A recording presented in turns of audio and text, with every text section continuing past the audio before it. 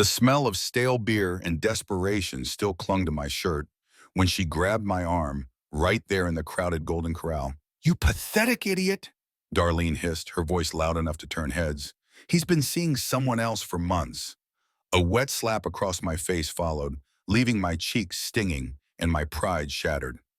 "Now you know what it feels like to be second best," she snarled, then walked away.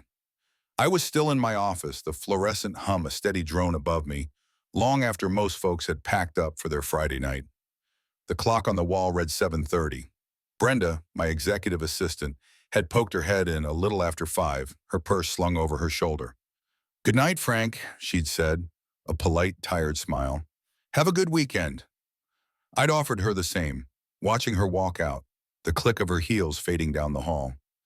The silence settled in after that, the kind that makes you hear the low rumble of the ventilation system. I was a regional manager for a chemical supply company, a steady job that paid the bills and then some. It demanded a lot, the kind of demands that had you flying out Monday mornings, staying in chain hotels, driving rental cars through endless stretches of interstate.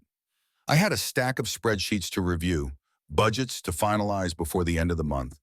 New hires were coming in, and that meant shifting responsibilities, the kind of quiet churn that made everyone a little nervous.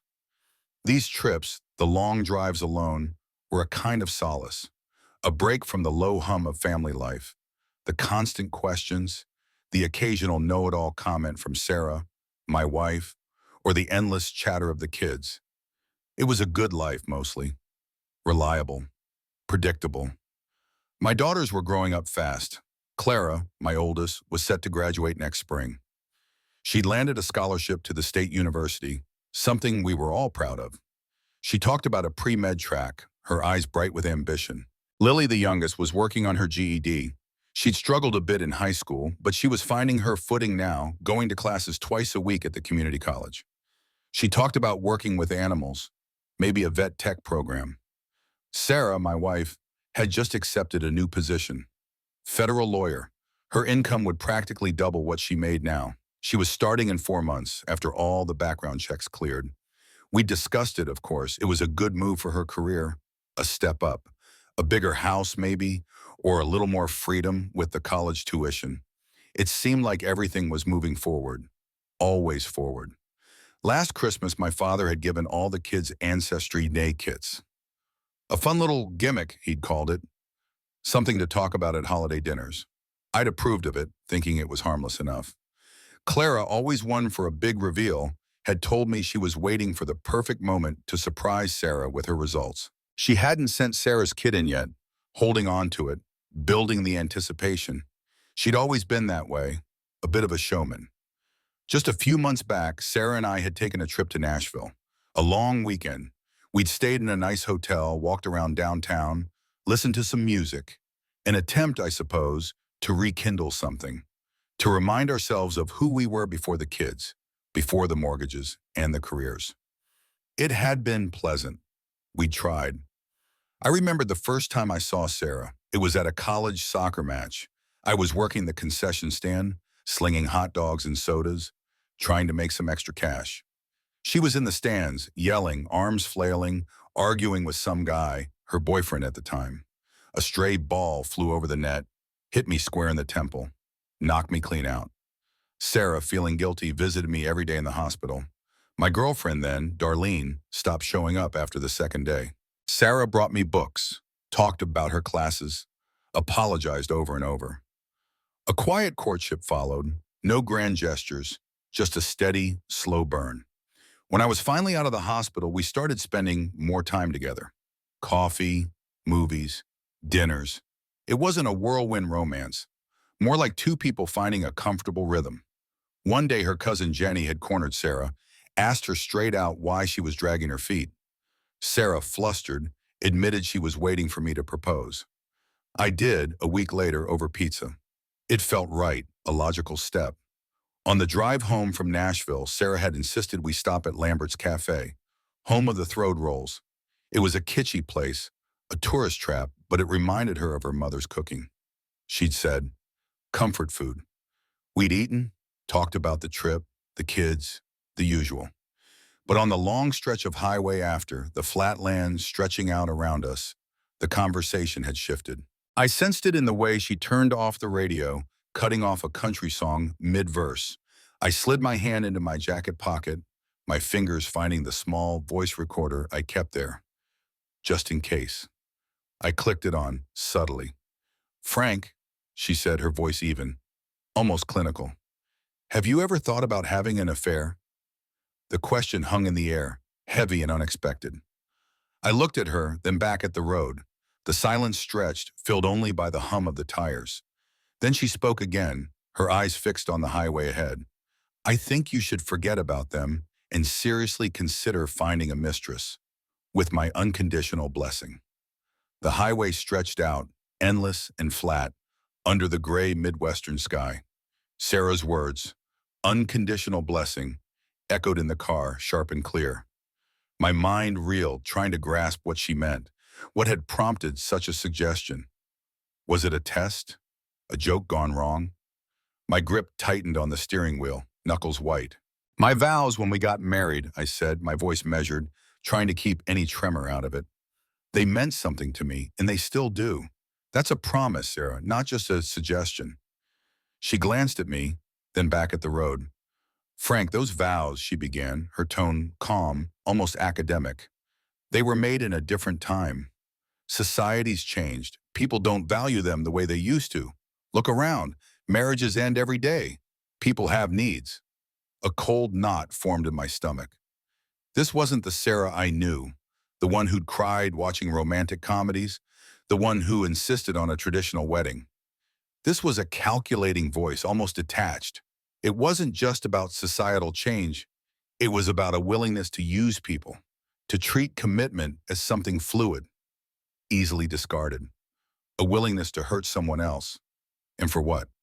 My unease deepened, settling into a dull ache behind my eyes. "Why is my open affair with your approval so important to you?" I asked, my voice barely above a whisper. "Have I done something so disgusting? You want to destroy our marriage?" The question hung in the air, heavy and unanswered. Sarah didn't speak. For 5 minutes, the silence in the car was absolute, broken only by the distant hum of other vehicles. 5 minutes. Sarah, who always had something to say, a comment, a story, a rebuttal. She was quiet. It was uncharacteristic, unsettling. Finally, I reached out and turned the radio back on, letting the faint twang of a country song fill the space. My initial confusion had evaporated, replaced by a growing certainty. Something was seriously wrong. Sarah had a reason for this, a motive she wasn't sharing. This wasn't some philosophical musing. It felt like a calculated move. An hour passed, the landscape blurring outside the windows. The sun began its slow descent, painting the clouds in shades of orange and purple. Then Sarah reached out and turned off the sound system again. I felt for the recorder in my pocket, pressing the button to make sure it was still running. "I'm sorry, Frank," she said, her voice softer now, almost contrite. "I've been reading too many of those Harlequin romance stories. Silly stuff. Forget I said anything." She turned the radio back on, a clear signal that the conversation was over, at least for her. But it wasn't silly, and it wasn't just Harlequin romance stories. My kids, especially Clara, were perceptive. They saw through things. A sudden shift like this, a fundamental change in how their mother viewed commitment, wouldn't be attributed to a flimsy plotline. It felt deeper, more rooted. The drive continued, the unspoken words a tangible weight between us. The mundane act of driving home from a weekend trip felt charged, tainted by the lingering conversation. I glanced at Sarah now and then, trying to see her anew.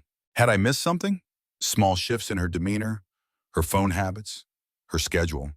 She'd been spending more time on her phone lately, not in front of me, but in other rooms. Her new job, the federal position, had given her a new kind of confidence, a new sense of independence. Was that it? Was it the new income, the new power that was changing her? I thought back to 5 years ago, a difficult period in our marriage. We'd almost broken up then. The details were still hazy, a collection of arguments, a general unhappiness that had settled over us like a shroud. I never fully understood what had caused it, or why it had suddenly lifted. We'd just gotten through it, or so I thought. That night, lying in bed, the tension was a physical presence. Sarah was on her side, facing away from me, her breathing soft and even. I lay on my back, staring at the ceiling, the glow of the digital clock on the nightstand casting faint shadows. The bed felt cold, despite the covers. The distance between us was more than just a few inches of mattress. It felt like miles. Sleep became a scarce commodity. Sarah's words, unconditional blessing, looped in my mind, a broken record, punctuated by the silent 5 minutes in the car. Every night I stared at the ceiling, the quiet house amplifying my thoughts. The coldness in the bed, the distance, only solidified my resolve. I had to know. I started small, subtle. I checked Sarah's call logs when she left her phone unattended, glanced at her texts over her shoulder. Just a flicker, enough to catch a name or a phrase. Her calendar, usually meticulous, now showed vague entries. Meeting, errand, late night at office. Nothing specific, but the patterns were off. More late nights on Tuesdays and Thursdays. More unexpected errands that lasted longer than they should have.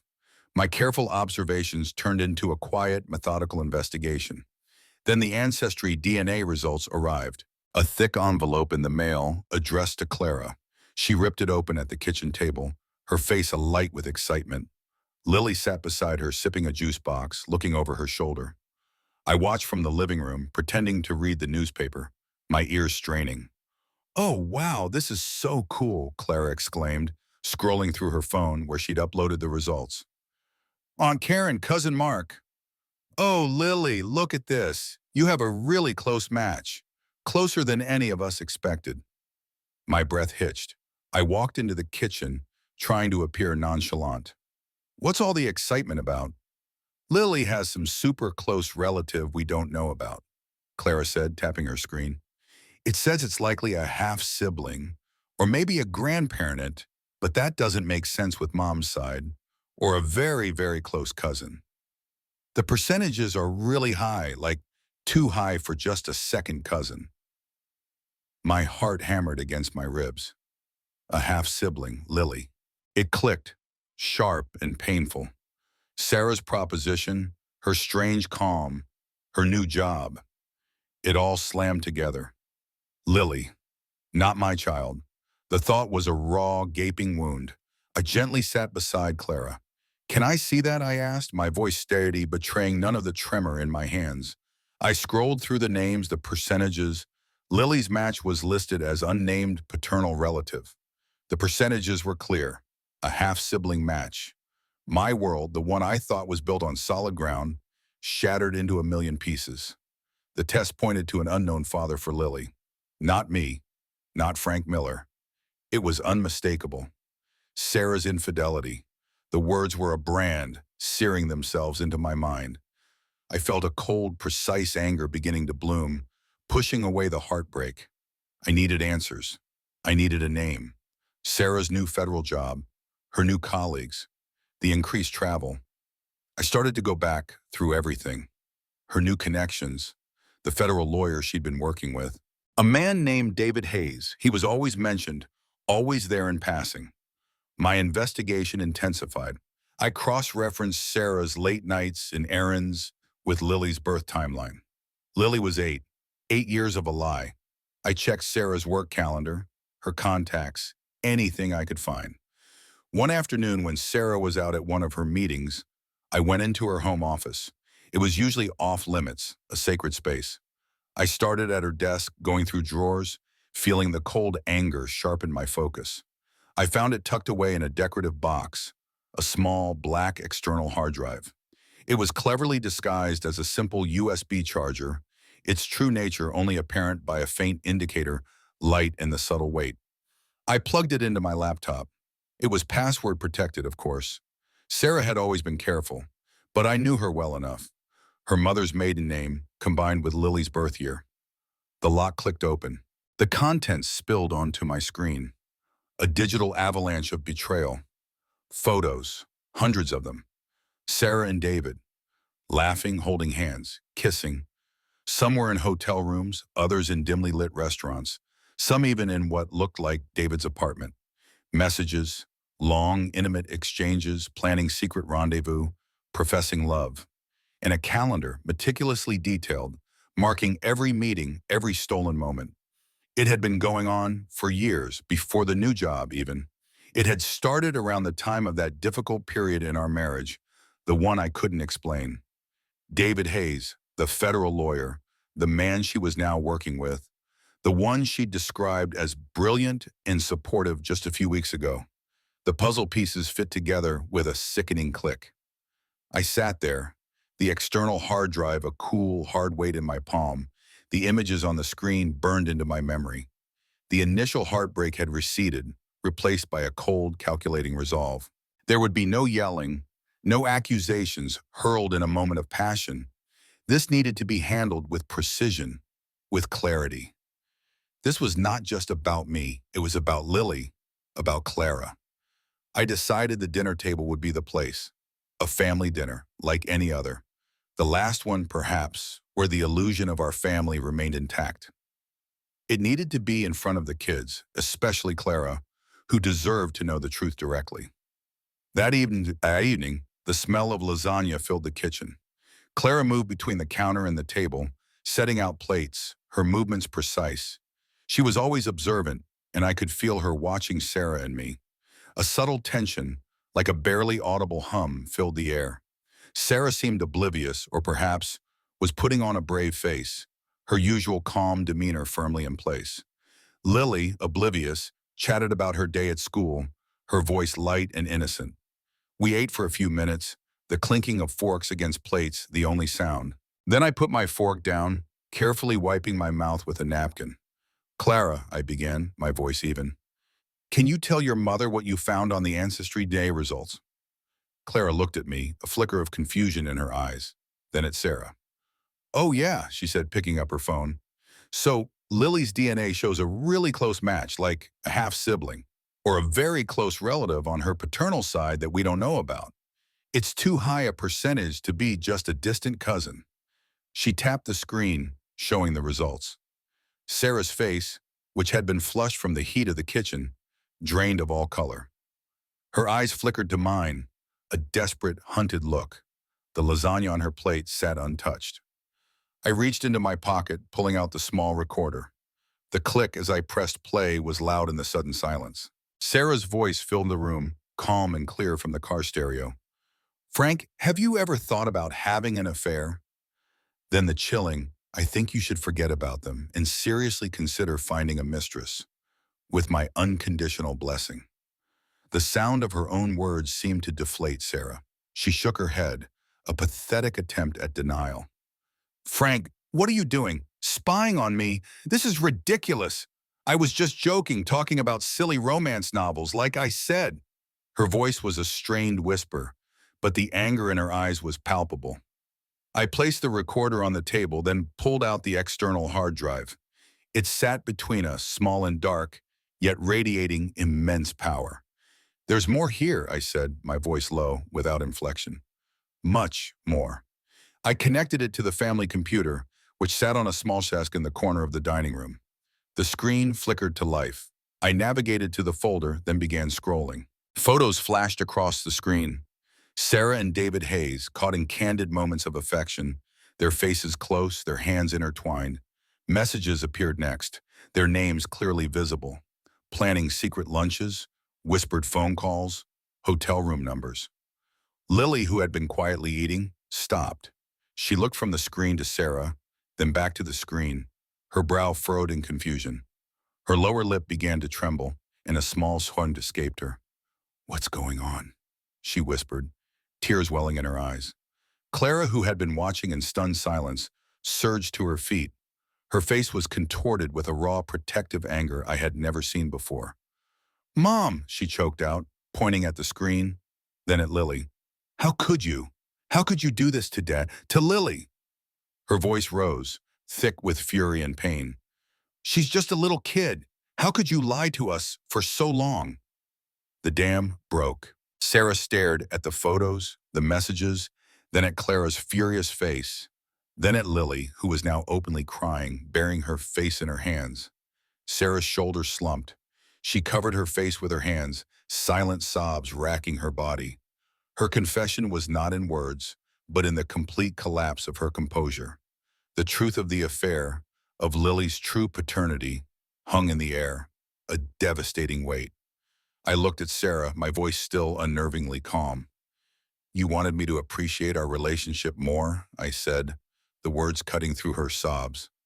"I think you're about to get a much deeper understanding of what we are."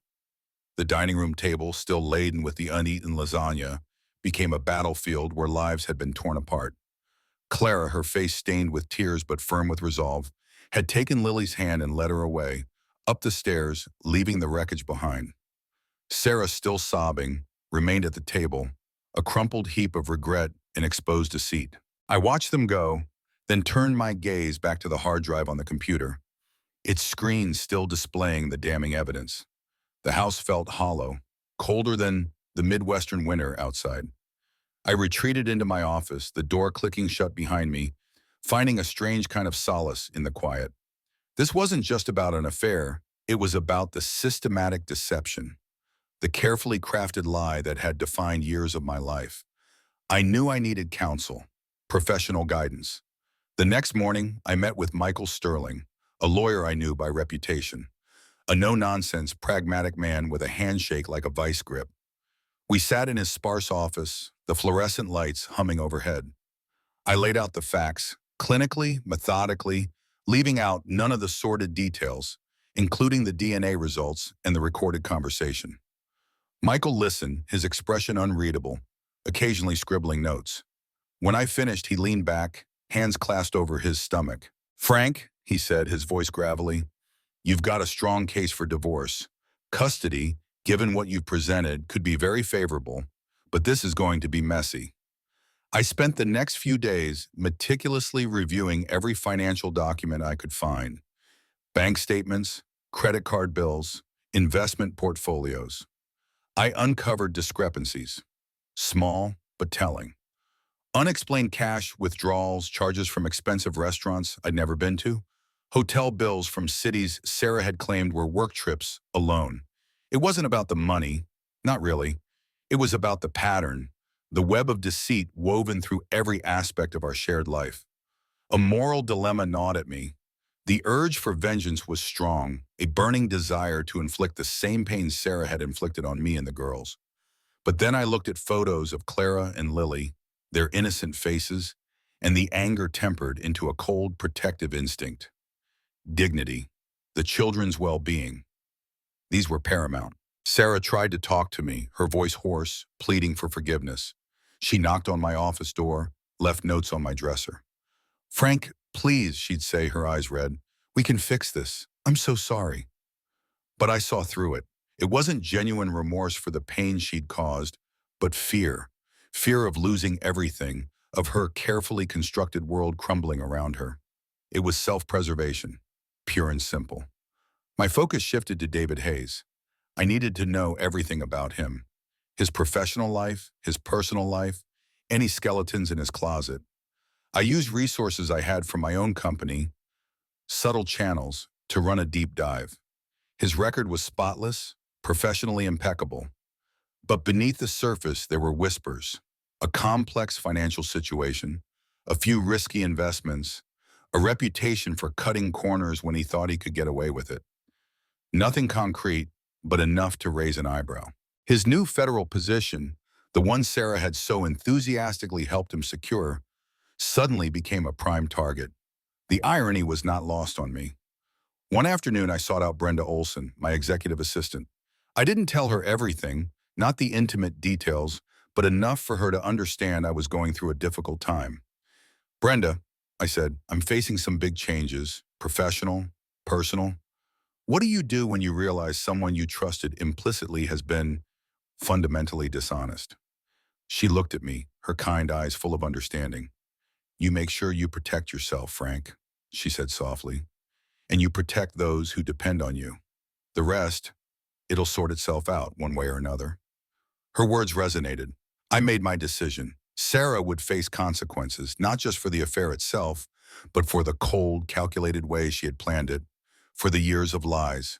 for making me a fool. I remembered her unconditional blessing, her casual suggestion to use other people for her own pleasure.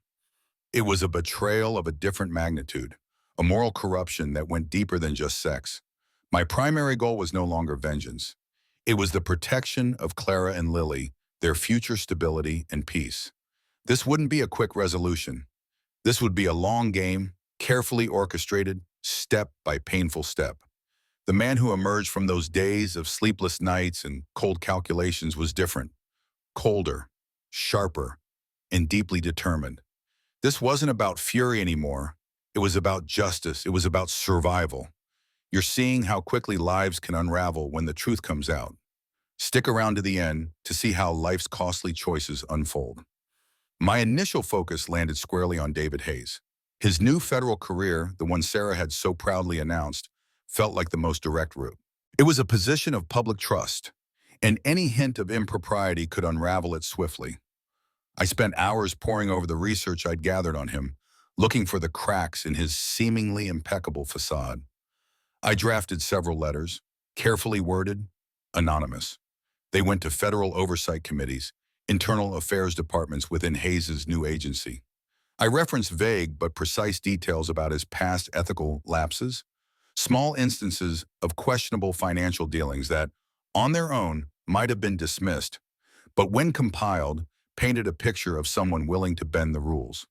I included no direct accusations, only suggestions for further investigation, a subtle nudge to look closer. The paper trail I ensured led nowhere back to me. Sarah, too, was vulnerable. Her new federal prosecutor status meant she was held to an even higher standard. Her role in advocating for Hayes's hiring, her enthusiastic recommendations, coupled with their undisclosed affair, could be framed as a serious breach of professional ethics. The weight of that thought settled in my gut, cold and heavy. I considered the recorded confession from the car, Sarah's unconditional blessing, and then her later tearful breakdown, acknowledging the affair and Lily's paternity. These weren't just personal grievances. They were pieces of evidence, powerful in their implications. I would use them, but carefully, at the right time. Every interaction, every email, every conversation, I documented. Dates, times key phrases. The hard drive with its incriminating photos and messages remained secure, a silent witness. My case, when it finally came to light, would be airtight, leaving no room for doubt or denial. Quietly, methodically, I began to separate our shared assets. I consulted with Michael Sterling again, outlining a plan to transfer certain accounts, to adjust beneficiaries, to create a financial firewall that would protect me and, more importantly, the girls. It was a slow process designed to avoid immediate suspicion, making it harder for Sarah to access or conceal funds when the full storm hit. Clara, mature beyond her 16 years, became my anchor. She moved through the house with a quiet grace, tending to Lily, ensuring she was fed, bathed, distracted from the heavy silence that had fallen over us. She'd catch my eye sometimes, a knowing look passing between us, a shared understanding of the unspoken reality. Lily, however, remained withdrawn. She'd stopped asking questions, her small face often shadowed with confusion, watching Sarah with white sad eyes. She didn't understand why her mother cried so much now, why the usual family chatter had vanished. Sarah, meanwhile, was unraveling. Her new job, as demanding as it was high profile, was clearly taking its toll. The stress lines around her eyes deepened. Her once immaculate clothes now often looked rumpled, her usual composed demeanor replaced by a constant edginess. My coldness, my lack of engagement, only seemed to compound it. She'd try to engage me in conversation, but I would offer only clipped, factual responses, never allowing an emotional opening. The ripple effect of my anonymous tips started to become apparent. Hayes was called in for an internal inquiry at his new federal office. The questions were vague, he told Sarah, but insistent, probing into his past, his financial history. Then, Sarah herself was called in. They wanted to know about her role in Hayes's hiring process, her relationship with him, both professional and personal. She came home that evening, her face ashen, unable to meet my gaze. Through a mutual acquaintance, a lawyer I knew from a professional networking event, I arranged for Hayes to receive an anonymous, unofficial warning. Nothing traceable, just enough to let him know someone knew everything. A digital footprint of his affair, coupled with his questionable financial practices, had made its way into the wrong hands. The message was clear. There was more evidence than he could possibly imagine, and it was devastating. I avoided any direct confrontation, any emotional outburst. Let the system do its work. Let the legal and professional bodies, the institutions of integrity, do my bidding. It was cleaner that way, more precise. Sarah, with her talk of paying the price for a broken marriage, had often used that phrase with me in the past. Now it was her turn. She was about to learn the true cost of her choices. The first official shoe dropped with a quiet thud. David Hayes was suspended from his new federal position, pending a full internal investigation. The news traveled fast, even in the bureaucratic halls of government. It was merely a suspension, not a termination, but it was enough. The crack in his facade was widening. I ensured the next step was equally precise. A carefully crafted, anonymous leak found its way to a few local news outlets.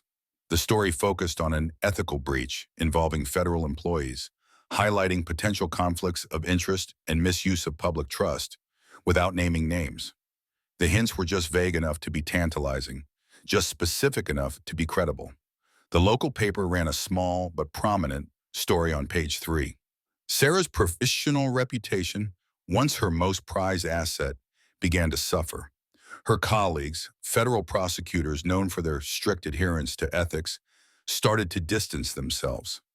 Her name, once whispered with respect, was now tinged with suspicion. The community, always quick to notice a shift in the wind, picked up on the vague news stories. Whispers followed her like a shadow in the grocery store, at Lily's school, at her usual coffee shop. Clara and Lily, caught in the crosscurrents, bore the brunt of it. Clara, though strong, moved with a new quietness, the weight of everything pressing down on her. Lily, already withdrawn, became even more so, her small world disrupted by the unspoken tension, the sudden chill in the house. Sarah, feeling the walls close in, grew desperate. Her attempts to contact me escalated, shifting from pleas to veiled threats. She'd leave angry voicemails, accusing me of ruining her life. She even showed up at my office one afternoon demanding to talk, her voice shrill. I didn't engage. Anticipating this escalation, I had already spoken to Michael Sterling. Within 48 hours, a temporary restraining order was in place. It cited harassment, emotional distress, and the need to protect the children. The court order, delivered by a uniformed officer, further isolated her. The loss of her professional network was swift and brutal. As more concrete details began to emerge from the federal investigation, unnamed sources confirming the affair, the conflict of interest in Hayes' hiring, her former colleagues, sensing the toxicity, vanished. Phone calls went unanswered. Invitations ceased. The carefully constructed world she had built was crumbling. Through Michael Sterling, I provided select, irrefutable evidence to both the federal investigators and the local press. Not everything, just enough to confirm the core allegations. The ancestry DNA results, anonymously confirmed by an independent lab. The recorded conversation from the car, raw and undeniable. Photos from the hard drive, strategically chosen to show the intimate connection between Sarah and Hayes. The full story, pieced together with precision, painted a devastating picture. Hayes' downfall was swift. Within weeks, he was formally fired from his federal position. His career in federal law enforcement, built on years of hard work and careful networking, was over. The media picked up on it, turning the anonymous whispers into named accusations. Sarah faced intense interrogation. Federal agents, armed with my evidence, grilled her about her role in Hayes' hiring, the timeline of their relationship, her initial denials. She had nowhere to hide. Clara, now fully aware of the extent of the betrayal and seeing the distress it caused Lily, agreed to speak to Michael Sterling. She detailed the emotional impact on Lily, the disruption to their home life, the pervasive sense of unease. Her testimony, mature and articulate, added another layer of devastating impact. The financial repercussions began to hit Sarah hard. Legal fees mounted, draining her savings. Her income potential, once so promising, dwindled to nothing. She was without a job, without a future in the career she'd so carefully cultivated. Sarah found herself increasingly isolated. Former friends, now aware of the full scope of the scandal, crossed the street to avoid her. She was a pariah, shunned by the very community she had once sought to impress. I observed it all from a distance, a silent witness to the unraveling. There was no joy in it, not really. Just a cold, hard satisfaction that justice, in its own slow and methodical way, was being served. The life Sarah had so carelessly endangered, so flippantly betrayed, was now a public spectacle, a bitter lesson in consequences. The inevitable came quickly for Sarah. Faced with certain termination from her federal position and the looming threat of disbarment, she resigned. It was a formal, terse letter, a final act of control in a situation that had spiraled far beyond her grasp. The disbarment proceedings began soon after, a public and humiliating process that saw her once stellar reputation dragged through the mud. Her name became synonymous with scandal, a cautionary tale among the legal community. The financial hardship was immediate and severe. Without her high-paying federal job, her income vanished. The divorce proceedings, guided by Michael Sterling's meticulous hand, saw most of their joint assets divided in my favor, given the overwhelming evidence of her infidelity and deceit. The large, comfortable family home, once a symbol of our shared success, was put up for sale. It was a bitter necessity, another casualty in the war she had started. Clara left for college earlier than planned, packing her bags with a quiet determination. She needed to escape the fractured home, the pervasive tension, the constant reminders of what had happened. She called me regularly and always asked about Lily, a lifeline connecting her to what remained of her family. Her bond with me and Lily seemed to strengthen in the wake of the unraveling, a silver lining in a dark cloud. Lily, however, was struggling. The revelation of her paternity, coupled with the public scandal, was a heavy burden for an 8-year-old. She became quieter, withdrawn, prone to sudden fits of sadness. We started counseling sessions, gentle conversations designed to help her navigate the turbulent waters of her new reality. It was a long road ahead for her. David Hayes, the other architect of this destruction, was a broken man. His career, once so promising, was utterly destroyed. His name, too, was tainted. Whispers suggested he might even face charges related to his past financial misdeeds, brought to light by the same investigation that exposed his affair with Sarah. He had vanished from the community, a ghost. Sarah, in her few remaining communications, still refused to fully accept responsibility. Her anger was a shield, deflecting blame onto me. "You orchestrated this, Frank," she'd accused in a text, her words laced with venom. "You ruined my life." It was easier for her to believe I was the villain rather than confronting her own culpability. I felt the weight of it all, not triumph, but a deep weariness. The destruction was immense, the collateral damage far-reaching. I had wanted justice, consequences. I had gotten them. But the cost was heavy. The hardest part was explaining it to Lily. How do you tell your child that the man who raised her, who loved her, isn't her biological father? How do you explain infidelity, deceit, and public humiliation in an age-appropriate way? It was a burden I carried alone when I carefully unpacked in therapy sessions, trying to find the right words, the right approach. The scandal left a permanent mark on us, a quiet stigma in our tight-knit Midwestern community. People were polite, but their eyes held a new kind of scrutiny, a silent judgment. We were the family with the story, the one everyone knew. I recognized the profound loss of innocence for both Clara and Lily, and for myself. The world, once painted in clear lines of right and wrong, was now muddled, complex. Sarah's actions had forever changed our perception of trust, of commitment, of family. There were moments of doubt late at night when the house was silent. Had I gone too far? Was the extent of my retribution truly justified? Could there have been another way? The questions lingered unanswered, suspended in the quiet darkness.